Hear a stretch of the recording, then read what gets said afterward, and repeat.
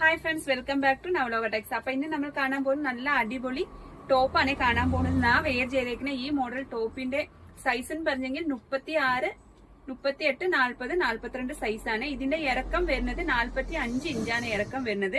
നല്ല ഷിഫോണിന്റെ regular wear ആയിട്ട് ഉപയോഗിക്കാൻ പറ്റിയ നല്ല ഒരു ടോപ്പാണ് കേട്ടോ ഫ്രണ്ട്സ്.